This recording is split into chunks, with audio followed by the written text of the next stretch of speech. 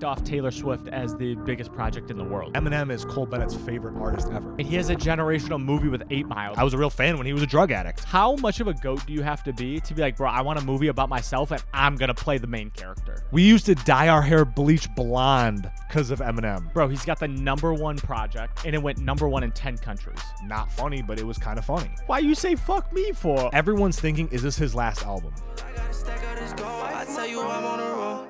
About to get all this dough. Me and no fuck niggas know. I swear to God we the ghosts. This ain't the story they told. Man, if you know, then you know. I never had to tell my dogs that we on rough for greatness. They paper getters, they want money. Welcome to the Rollout Show. I'm Zachary. As always, joining me is my brother Joshua. If you clicked on this video or listening to us on audio, this is the Death of Slim Shady review. Obviously, Eminem came back with a vengeance and really walked us down memory lane a little bit. So Joshua, give your 2 cents on what happened. I know we called our dad yesterday, who was like the biggest Eminem fan for us growing up. But Joshua, what is your 2 cents on the project? And then bounce it back to me. Yeah, before we talk about what Pops had to say about the album, who introduced us to Eminem back in the day, I thought the album was great. And this is coming from someone who was very hard critiquing Eminem the last 4 albums. Like, the last 4 were almost unlistenable. And I'm an Eminem fan. I'm a stan. The Marshall Mathers LP, the Slim Shady LP have the biggest hits ever that are still getting plays, and those are from 1999. So 24 years ago were his hits, and he still has them being recycled nonstop. So I just want to say that Slim Shady is the literal GOAT. He proved it. Like, he's been out of the game. I think the biggest part of this is he's 15 years sober now. Like, I argued again, Eminem, Marshall Mathers, I fucking love you, and I want you to be sober. Me, I was a real fan, and it hurts me to say this, but like, I was a real fan when he was a drug addict, straight up. Josh was the worst when it comes to that, because he believes Robert Downey Jr. should still be doing drugs. No, I don't believe that. He believes The Weeknd should still be doing drugs. I said that I liked their art under drugs was a better art than them sober. That's what I said. I don't want them to be fucked up on drugs or dead from drugs. Like, I'm a Juice WRLD fan. I love Juice WRLD. I would give away all the Juice WRLD songs. You can take them all back if he could have his life.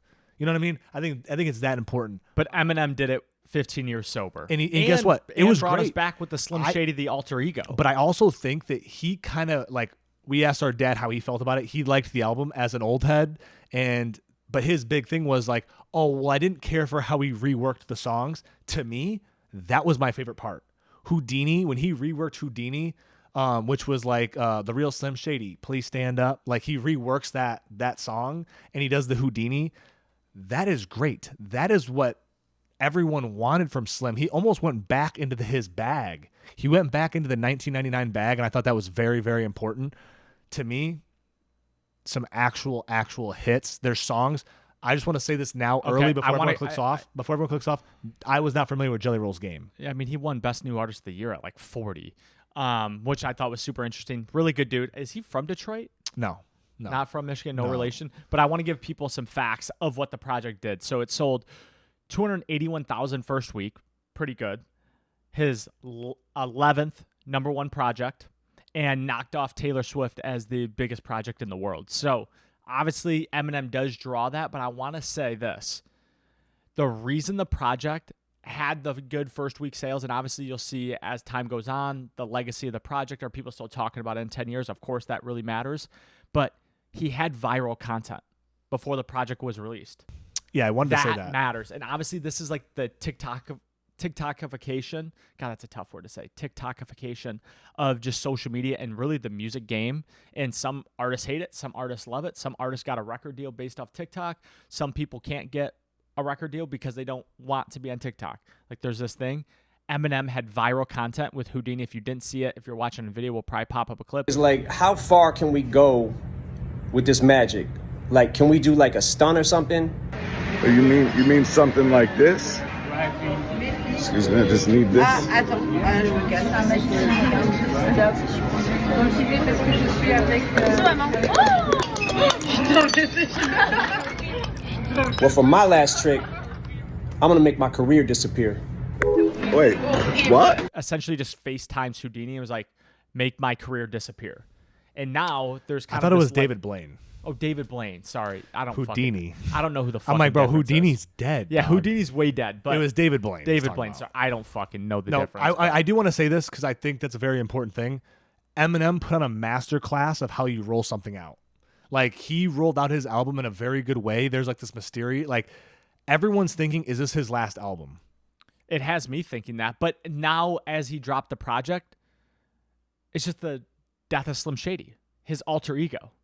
I think the one that was really into drugs. Well, yeah, well, he was killing it because in today's day and age, Slim Shady can't be this thing. Like, Slim Shady's getting him in trouble today for what he was doing in 1999. And I think that's what the symbolism of the death of Slim Shady is. Like, hey, in these times, he can't make fun of quadriplegics. Like, you can't do that. Which, again, not funny, but it was kind of funny. Like, you know what I mean? Like, why you say fuck me for? Yeah. Hey, there was a TikTok. I was telling Zachary there was this TikTok.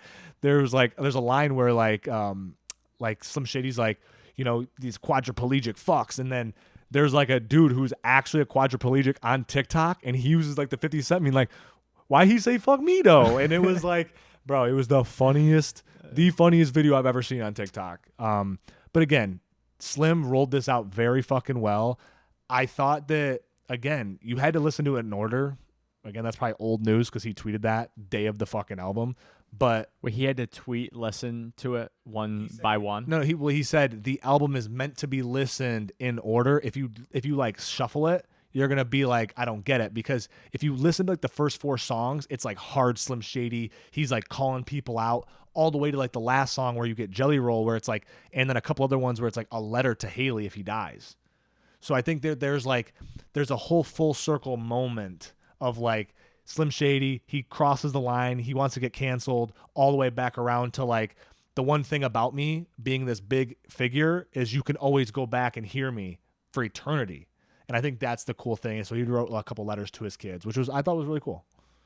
It's also a great marketing scheme. Get people to listen to the whole fucking project. 100%. 100%. The best songs are at the end. Like, the back half of the album are more like mine. That's usually how it works. But I also want to say this. Obviously, Dr. Dre was a collaborator on the project. Did you know Cole Bennett played a role? Yeah. I thought that was interesting. Dude, Cole Bennett is doing everything.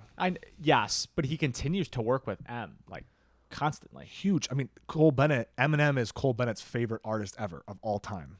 That's why. So the whole story around that was like Cole Bennett like started work with all these artists and finally got noticed by Eminem, and Eminem's like, yeah, I'll work with you. But like, Cole Bennett's doing everything. He's not just doing production now. He's producing. Like, Cole Bennett is going to be everything. He's going to be everything. He's everything now. I just thought it was interesting. He's done a lot of work with Eminem when like Eminem is kind of in this space and place where he's like this legacy figure. Young kids have no idea really who the fuck he is unless they go way back in the day. Us, we're like, he's one of the best ever. And then you hear a lot of people are like, Eminem's one of my favorite, but he's just like hasn't had that moment in a long time. And I think, to say it right this time, the David Blaine and him FaceTiming the viral clip before kind of pushed him into the light.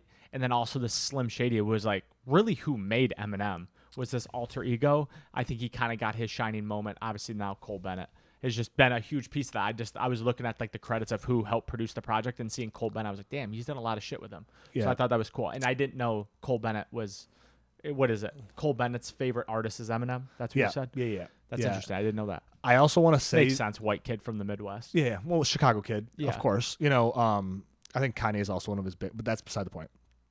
I thought that Eminem did a great job of his features.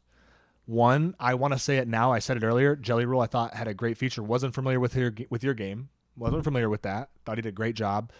But the way that Eminem tied the best Detroit artists together, he put Babytron and Big Sean. One, I haven't heard a Big Sean song in fucking a decade. Big Sean's coming back. Did I know you he is. see he dropped a diss? I heard that. He's coming back. Yeah, He's coming back. And again, I love OG Big Sean. I rep the city. But here's my thing. For me, the way Eminem kind of like was like, hey, let me get the young, who's Babytron. He's the new sound of Detroit. Obviously, Big Sean was a massive 2010s guy. And then you have Eminem, who was 90s, early 2000s. Like, you have 3 demographics of rappers. Generations, not demographics. Generations of artists in the city. You know who I wish could do that?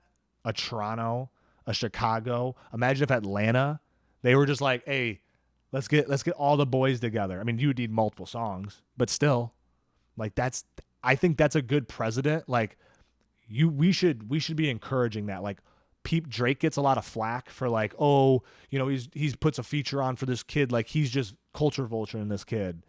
When in reality, it's like I'm putting him on.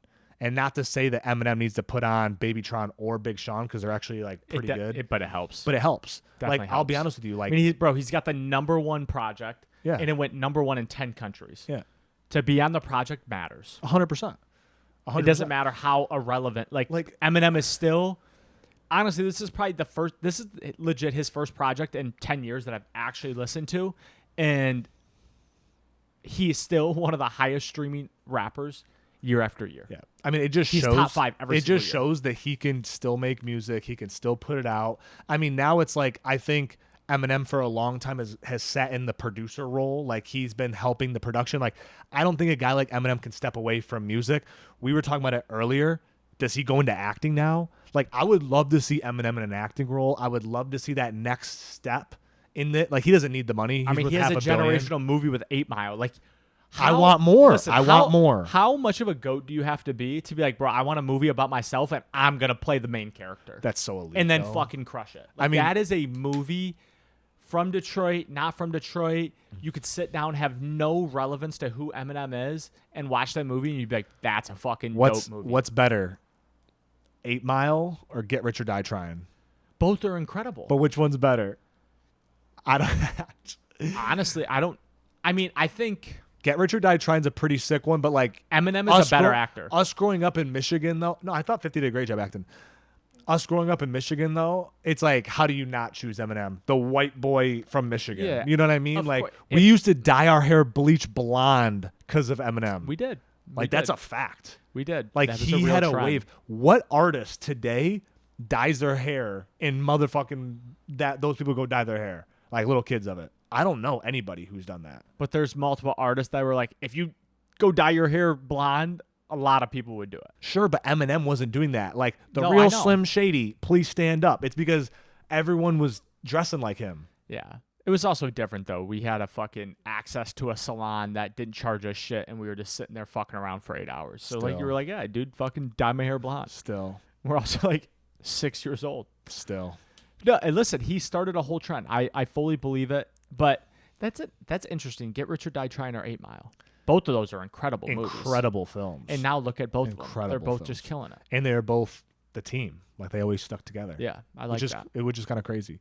Long story short, if you have not checked out the Eminem album, you definitely should. He's one of the goats. I think Eminem is an undisputed goat. Like no, he's I don't think anybody because I think Eminem had the opposite adversity going into a black culture as a white boy from Detroit. Like he had to fight all the same things that like it's interesting. Like no one wanted to play him. If it was not for Dr. Dre, you probably would have you never would have heard of Eminem. Yeah. Literally. Yeah, he's undisputed. Yeah, he's on everybody's Mount Rushmore. But listen, if you made it this far, thank you. Yeah. First of all, drop a like, leave a comment.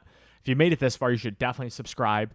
And we have a vlog coming out this Friday. Our 85-hour water fast, no food, will be out. And we did a little bit different this time. We did a little narration. We didn't do as much speaking like we do in most of our vlogs. So it'll be interesting. We'll probably keep rolling that out. But honestly, love anybody who makes it this far. Yeah, and honestly, you probably haven't checked out any of our vlogs. So we appreciate you anyway for watching. So have a good one, guys. Peace. I gotta stack out this gold. I tell you I'm on the road. About to get all this dough. Me and no fuck niggas know. I swear to God we the ghosts. This ain't the story they told. Man, if you know, then you know. I never had to tell my dogs that we on road for greatness. They pay me